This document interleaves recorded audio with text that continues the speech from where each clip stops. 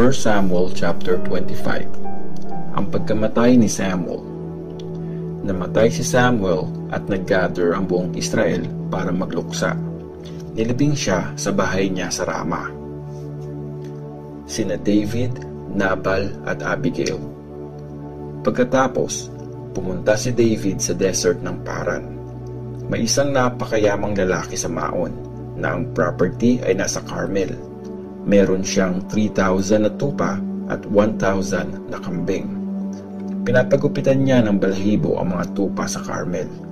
Nabal ang pangalan niya at galing siya sa angkan ni Caleb. Abigail naman ang pangalan ng asawa niya.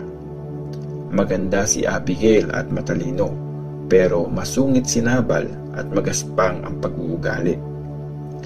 Habang nasa desert si David, nabalitaan niyang pinapagupitan ni Nabal ang balahibo ng mga tupa niya.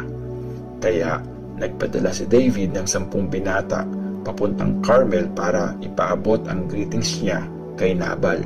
At pinasabi niya, "Peace be with you at sa buong pamilya mo at sa lahat ng property mo. Nabalitaan kong pinapagupitan mo ang mga tupa mo. Nakasama namin ang mga shepherds mo, pero di namin sila sinaktan at di sila nanakawan sa buong panahon na kasama namin sila sa Carmel. Itanong mo sa mga tauhan mo at mapapatunayan nila ito sa iyo. Dahil dito, tanggapin mo ang mga kabataang sundalo ko, kasi dumating kami sa panahon ng piyesta. Please, bigyan mo ng kahit ano ang mga kabataang sundalo ko at ang kaibigan mong si David." Pagdating ng mga kabataang sundalo ni David, sinabi nilang lahat kay Nabal ang mga pinapasabi ni David at naghintay sila. Sumagot si Nabal, "Sinong David? Sinong anak ni Jess? Talagang maraming alipin ngayon na nilalayasan ang mga master nila. Di ko ibibigay ang tinapay, tubig at karne na para sa mga tagagupit ng tupa ko sa mga taong di ko alam kung saan nanggaling." Bumalik kay David ang mga sundalo niya at sinabi ang sagot ni Nabal. Kaya inutos ni David, "Ihanda nyo ang mga espada nyo." At ginawa nga nila. Sinabit rin ni David ang espada niya at umalis kasama ang 400 na mga sundalo niya. Pero may 200 na sundalo na naiwan sa kampo para magbantay ng mga gamit nila. Sinabi ng isa sa mga servant ni Nabal sa asawa niyang si Abigail, "Nabalitaan mo po ba? Nagpadala si David ng mga messengers galing sa desert para sa asawa mo, pero ininsulto niya ang mga ito. Naging mabait sa amin ang mga taong yun. Tinulungan nila kami at wala silang ninakaw na kahit ano sa amin sa buong panahon kasama namin sila sa desert. Prinotektahan nila kami araw-gabi sa buong panahon ng pagbabantay namin sa mga tupa. Please, pag-isipan mo po ang bagay na ito at tingnan mo po kung anong magandang gawin ngayon. Mapapahamak ang master namin pati na ang buong pamilya niya. Napakasungit niya at wala siyang pinapakinggan." Nagmadali si Abigail na kumuha ng 200 na piraso ng tinapay, 2 wineskin na may alak, 5 tupa na handa ng lutuin, 5 sakong sinangag ng wheat, 100 na tumpok ng pasas, at 200 na kakanin gawa sa tuyong figs. Sinakay niya ang lahat ng ito sa mga donkey at sinabi niya sa mga servants, "Mauna na kayo at susunod ako." Pero wala siyang sinabi sa asawa niya. Habang nakasakay si Abigail sa donkey at pababa mula sa isang tagong lugar ng bundok, papunta naman sina David at ang mga sundalo niya at nagkasalubong sila.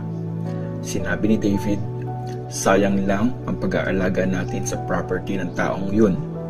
Tinulungan natin siya at walang nabawas sa mga alaga niyang hayop sa desert. Pero ito pa ang sinukli niya sa atin. Parusahan sana ako ng Diyos pag di ko pinatay ang lahat ng mga lalaki sa pamilya ni Nabal bago sumikat ang araw bukas." Nang makita ni Abigail si David, nagmadali siyang bumaba ng donkey.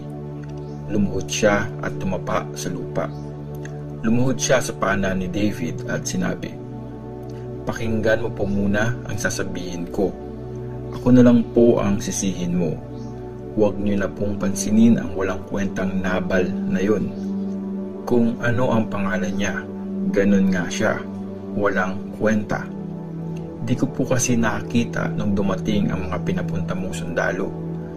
Sinusumpa ko ngayon sa harap ni Lord ang Diyos na buhay, at habang nabubuhay ka, parusahan sana na gaya ni Nabal ang lahat ng mga kalaban mo at ang lahat ng may masamang balak sa iyo. Inawat ka ni Lord na pumatay para di mabahira ng dugo ang mga kamay mo. Tanggapin mo po sana ang mga regalo ng iyong servant at ibigay mo sa mga sundalo mo. Please, patawarin mo sana ang anumang pagkakamali ko. Sigurado akong gagawin ka ni Lord na hari, pati na ang mga descendants mo, kasi nakikipaglaban ka para sa Kanya, at walang masamang mangyayari sa iyo habang nabubuhay ka. Kung may magtangkang sumalakay at pumatay sa iyo, iingatan ni Lord na iyong Diyos ang buhay mo. Ihahagis niya ang lahat ng mga kalaban mo na parang bato ng tirador. Pag nagawa na ni Lord ang lahat ng mga mabubuting bagay na pinangako niya at ginawa ka na niyang hari ng Israel, di mo na kailangang maghilti sa pagpatay ng walang dahilan o dahil sa paghihigante. At pag blinis ka na ni Lord, please, huwag mo po akong kakalimutan. Sumagot si David kay Abigail, Praise the Lord, ang Diyos ng Israel na nagpadala sa iyo ngayon para salubungin ako. Salamat sa Diyos dahil sa katalinuhan mo na naging daan para di ako makapatay ng tao at makapaghigante. Inalaw ni Lord na di kita masaktan.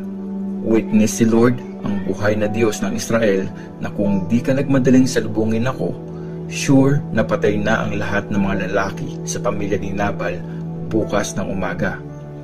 Tinanggap ni David ang mga pinigay ni Abigail at sinabi sa kanya, Umuwi ka na at huwag nang mag-alala. Gagawin ko ang request mo. Pagdating ni Abigail sa bahay, nagse-celebrate si Nabal na gaya ng celebration ng isang hari. Lasing na lasing siya at napakasaya, kaya wala munang sinabing kahit ano si Abigail hanggang mag-umaga. Kinabukasan, nang hindi na lasing si Nabal, sinabi ng asawa niya sa kanya ang lahat ng nangyari. Nang marinig niya ito, inatake siya sa puso at na-paralyze siya. After ng 10 araw, binawi ni Lord ang buhay ni Nabal. Nang mabalitaan ni David na namatay si Nabal, sabi niya, Praise the Lord! Iginanti niya ako sa panlalait sa akin ni Nabal at pinigilan niya akong makagawa ng masama. Pinarusahan ni Lord si Nabal dahil sa kasamaan niya. Tapos, nagpasabi si David kay Abigail na gusto niya itong mapangasawa. Pumunta sa Carmel ang mga servants ni David at sinabi nila kay Abigail, Pinapasundo po kayo ni David para maging asawa niya. Lumuhod si Abigail at dumapa sa lupa. Sinabi niya, Servant niya ako at ready akong hugasan ang mga paa ng mga servants niya. Dali-dali siyang tumayo at sumakay sa donkey, kasama ang 5 niyang aliping babae. Sumama siya sa mga messengers ni David at naging asawa siya nito. Asawa na noon ni David si Ahinoam na taga Jezreel, at ngayon napangasawa niya rin si Abigail. Binigay naman ni Saul ang anak niyang si Michal na asawa ni David kay Palti na anak ni Laish na mula sa Galim. 1 Samuel chapter 26. Hindi ulit pinatay ni David si Saul. Habang nasa Gibeah si Saul, may mga taga-Zip na pumunta sa kanya. Sinabi nilang nagtatago si David sa Mount Hakila sa desert ng Judea.